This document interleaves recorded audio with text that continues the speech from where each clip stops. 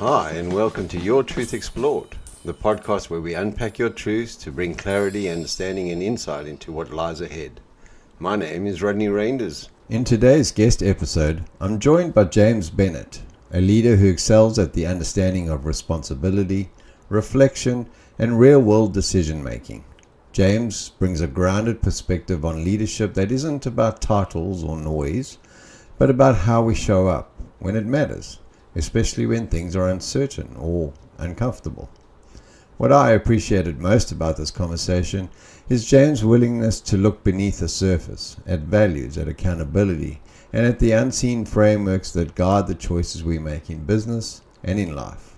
We talk about growth, pressure, perspective, and what it means to lead with integrity when the answers aren't always clear, often referencing his book, 101 Golden Rules of Business.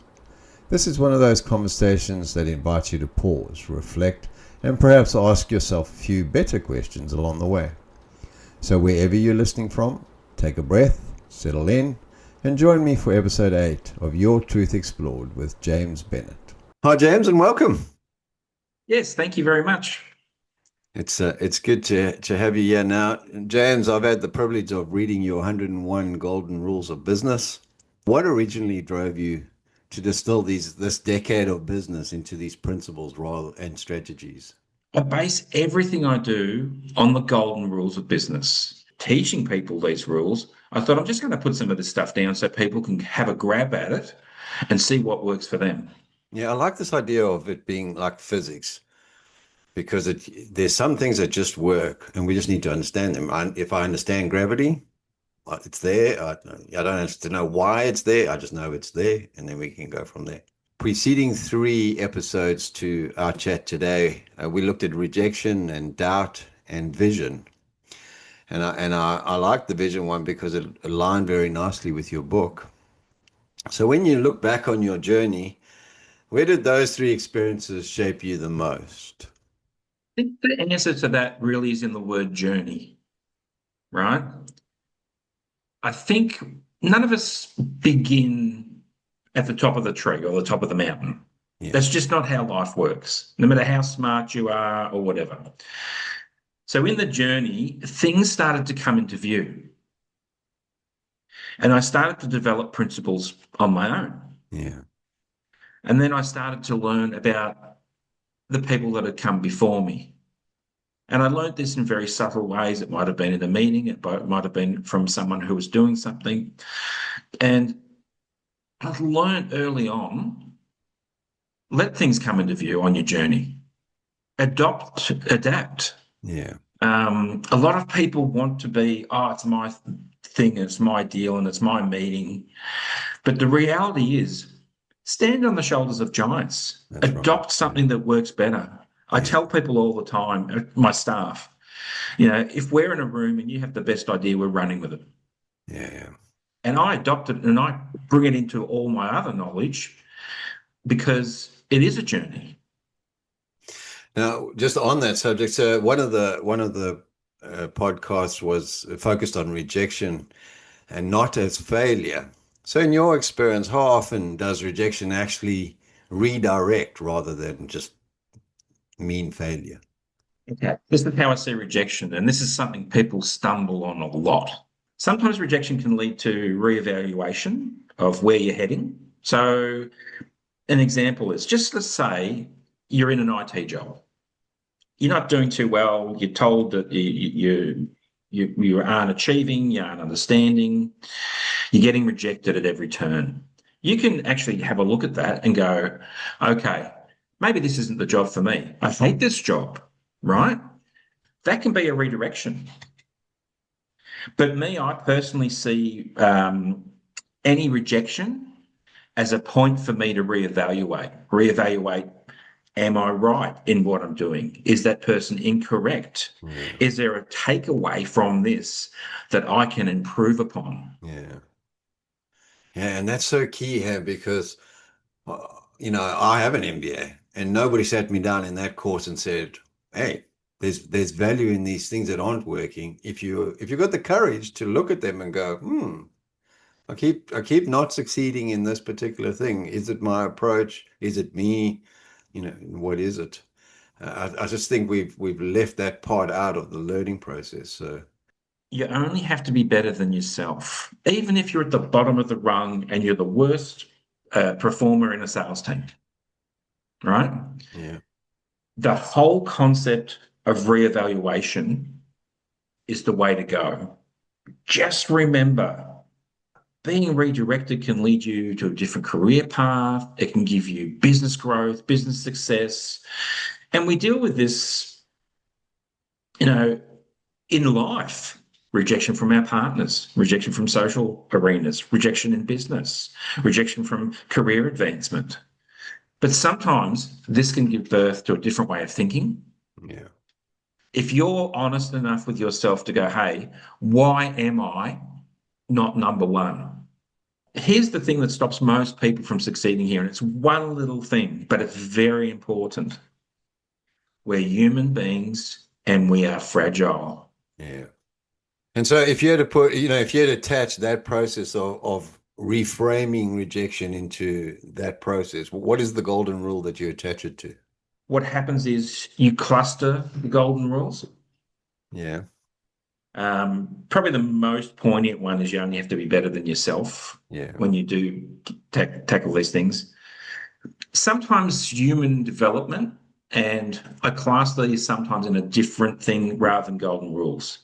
I call it a toolbox. yeah, And the toolbox is where you draw a mechanism out to overcome something or complete something. yeah. But this is a really great one because this is where a lot of people stumble and they just doubt themselves to the point of not being able to make a decision. And I'm pleased you mentioned the word doubt there, because one of the other thoughts for the day that sort of led up to this one was around doubt. And so we talk about clarity and focus and decision making. So how do you personally sit with doubt before making a decision? Doubt's your mind telling you, is everything correct? Doubt's your mind making sure you're moving in the right direction. Um, it's something inside you just saying, let's be sure, right? So see it for that. I like that. So if I'm understanding you correctly, if that's the case, then it's not something leaders should avoid, but they should learn to sort of lean into and work with. Is that Oh, I fair? lean into it all the time. Yeah. I just use it as an assessment tool. What is the key that gets a leader to separate that from meaning, making this a meaningful signal?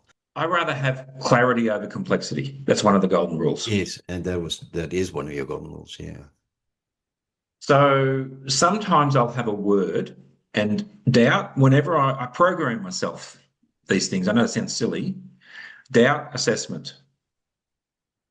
So if you just relate those things together, you take a little bit of the stress out of it. I think that's the key there. It's like a trigger in our mind. We've gone, oh, doubt equals evaluate. And until you've actually formulated that process in your thought process, doubt equals, oh, I've got troubles, and when we stop and go, no, no, it doesn't mean that anymore. It now means evaluate. It carries with it a different weight and meaning. But I can do that for myself, and James can do that for himself. But if you're listening to this and you're dealing with doubt, you need to do that for yourself. That's nothing. Nobody can walk you down that path. It's a place you've got to arrive at discovering, going, I'm switching that meaning in my mental process.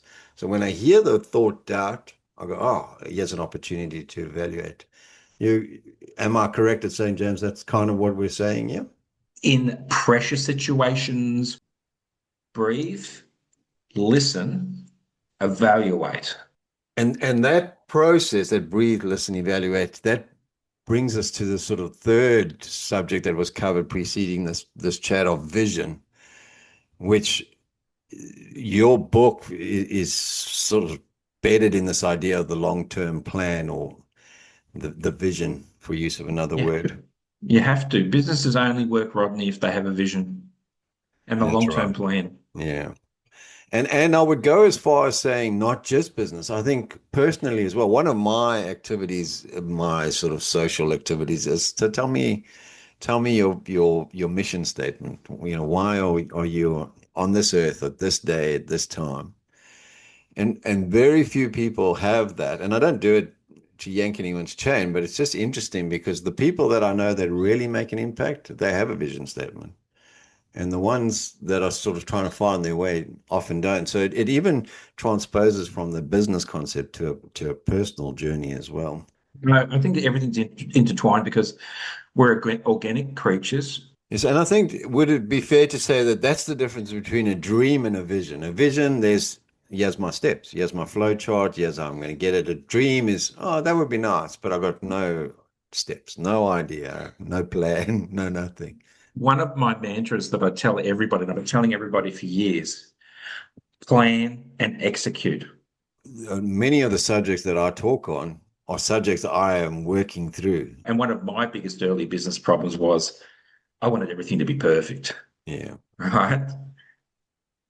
If you have a plan where you've done risk assessments and you know it's going to work, but it's still not perfect and you never implement it, what's the point? Yeah. So when we think back on this conversation, then, James, if you wanted to put these principles in sort of a coherent philosophy, like a statement that I can stick on my computer and reference, have you got an idea what that statement might look like? You have to interrogate what you're doing. You have to have an idea and you have to do it. Yeah. Yeah. Use the doubt. It's a tool. It's a tool. Yeah, because we can spend a lot of time removing doubt and not trying, there's too many red flags here, I'm not doing that. Or going, hey, let's deal with some of these red flags and let's get this puppy out there and see what happens. The minute you say the word doubt, I've programmed my brain to say assessment. Yeah, I like that. And so, just going back to the golden rules, if you had to pick one that was sort of a standalone one, is there such a thing? Because nothing in psychology is a standalone thing, but maybe within the golden rules, is there a standalone where you say this is a good starting point? It's the original golden rule. It's like the Bible golden rule. Do unto others. I want to take that statement even a little bit further. And the Bible talks about the verse, love your neighbor as yourself. And it's the as yourself part that I think muddies the water for that. How do I deal with or mate with the $1 million deal? If I don't really love myself, if I don't have space for myself to acknowledge my doubts and what they might be telling me, acknowledge my fears, acknowledge my weaknesses, then all those signposts are then transposed onto my relationships, my business deals, and I think the matured world these days, if I can come back and go, it's the same brush with which I look at, or the same lens with which I look at myself, will give me the integrity with which I look at Old Mate and the $1 million deal. It works. So if we take this concept of rejection, doubt, and vision, and we collectively get our leaders to look at that information, the doubt, the rejection, and the sort of vision as a collective viewpoint, is there a way to do that? Okay, there's a number of ways. One, you have smart people that realize it themselves. Yes. They're clued on, they're switched in to everything, and they do find the path. There's also the old school way of doing it, where people used to have, they call them business mentors now, but they used to be people who would choose proteges. Real business mentors will tell you the honest truth. They will tell you about how corruption works. Yeah. They'll tell you about how people sort of push things in the ways that may not be mainstream. Yeah. They'll give you the secrets, and there are secrets. When you become successful, or people see you as successful in business and in life, you'll have your detractors that'll want to tear you down. They're jealous. Oh, why have you got that and I haven't got it? They don't realize that you work 7 days a week and you work 20 hours a day. Yeah. But people get jealous. And one of the things you have to do, and I try to avoid it myself as much as possible, you have to be prepared to be ruthless. Now, only a mentor is going to tell you that. Yeah, that's right. Only a mentor, because it's distasteful. Yeah. So that's the old school. I mean, they promote you not to do that, of course, but they do teach you how to do it. Yeah. So there's all these things behind the scenes, but a lot of education's out there now. With the electronic age, You can get a copy of, I'm not trying to spruik it, but you can get a copy of a book like Yeah. mine. That's a lifetime of real stuff. Yeah. It's not on a dead page. That's right. I've used everything in that book. I know it works. Yeah.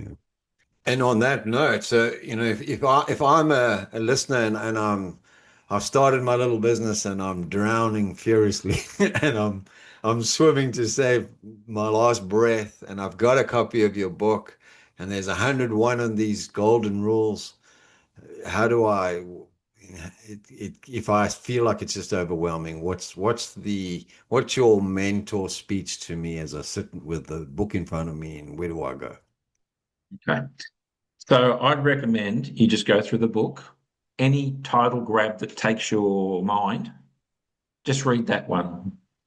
And here's a real big tip to becoming successful. Manage that anxiety and stress. Put it into a positive framework. So the person that's feeling overwhelmed, you can go, okay, I'm going to break this down into chunks. Anything that's too big, put it into chunks. Yeah, that's right. Just do one golden rule, or just have a gleam through and see what catches your eye, Yeah, or read the whole book, but don't put pressure on yourself to know everything. yeah, yeah, And that's how successful people tackle giant tasks. They yeah, work out, just like a project manager, they work out the scope, where they want to be, where they want to go, what they need to get there, how to implement it. These are all done in small stages.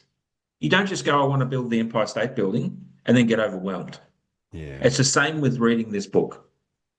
And so, when you look back now over your career and you've got all these 101 rules to lean on and draw from, what is the truth that took you the longest to bed down? Like some things we know, but we just can't bed it in. What is your thing that There's you, still things in there to this day that I'm trepidatious about. yeah, I right. couldn't name which one, but sometimes I look at that rule and I have to reevaluate how I mentally see it. There's a lot of them that I just go, click, this is what I'm Yeah, doing. yeah. But, and that's probably, because you don't use all of them every day. But Um, I think that's the big takeaway, James, is that we've I've written 101 golden rules and I've lived those experiences, but now I'm still in the journey phase. I get to draw from them, I get to apply them, I get to review them, I get to, and in my story, psychology is my thing, but my psychology is my thing because I failed at it for so long. And I kept having to review it and go get the data and go, so why do I keep failing at this? And then I go and I give it a go and I learn some more things. And so if you're listening and you're going, I want to be at the place where I've got it all worked out. Here's the takeaway. We have the data, but nobody gets it all worked out. We Nobody get to does. I think application, of that, review, yeah, I reply. think of that journey in a really particular way. And this is how I mentally see it. And this is how I mentally vision it. I think of it as someone that climbs a mountain.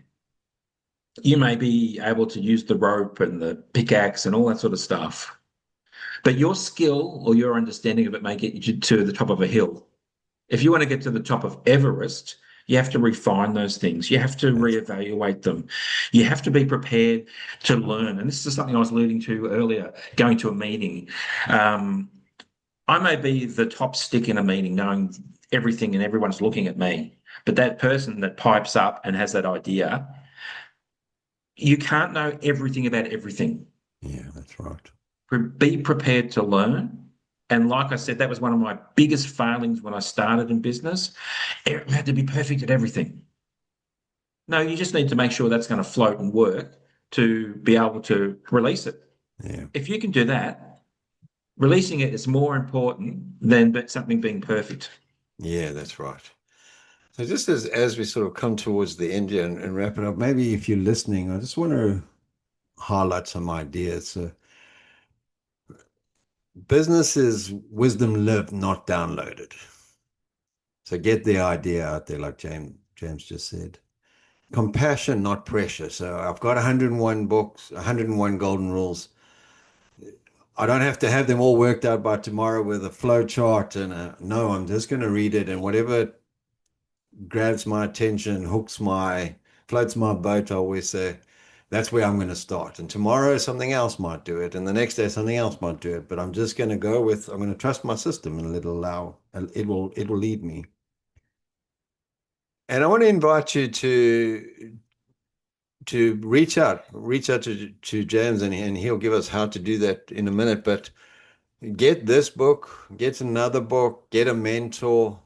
I know I have always got a mentor. If my mentor passes on or moves away, I'm in the marketplace for another one. I need a sounding board. Otherwise, I feel like I'm just caged in, and I'm bouncing my own ideas to and fro. So reach out to a mentor, get a mentor, uh, be it a professional person, be it a mate or somebody, but a place with a dedicated time where you go, here's what I'm thinking. I'm just going to spill it all out. And then there's grace to evaluate it and reflect on it. Still Would you? fly ideas to other business leaders, Yes. and I spoke to Considitas just recently about some things I wanted to explore. Yeah. That's how you become the best person in the room, by never stop learning, never Yeah. stop listening. Listening's a great skill. Yeah. If you can listen, the stuff you can learn from people that have worked it all out can save you years. Yeah. And it's funny how I had a friend that I guess I would be his mentor, and he gave me a call for a yarn the other day. And he told me his whole story. And then when he was finished, he's go, okay, now that I've heard myself say it, I'm aware what I should be doing. And that's the beauty of mentorship. Sometimes you just need a place where you put it out loud. And then when Yes. you say it out loud, you go, well, that's stupid, Rodney. Don't do that. But it's good to have that reassurance of someone who'll go, that's great. But what about if you did something slightly different like this to cover your risk, to make it more successful, to make it more stable? Yeah. Um, and look, at the honest truth is, really successful business leaders have it worked out, 99% worked out. Yeah.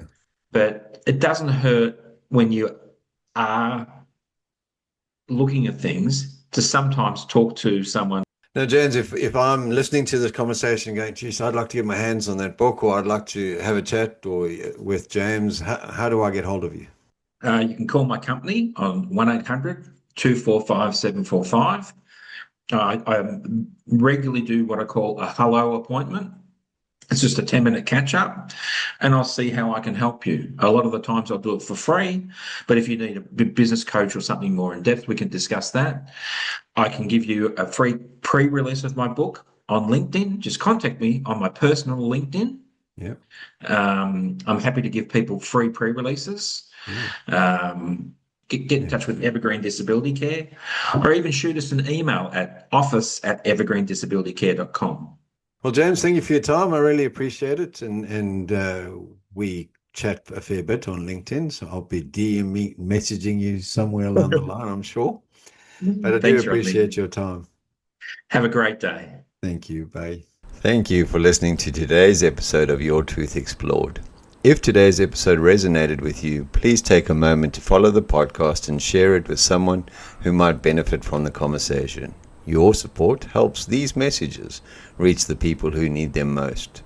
If you'd like to explore your own truths more deeply, you're welcome to connect with me at yourtruthservices.com.au about coaching or counseling bookings.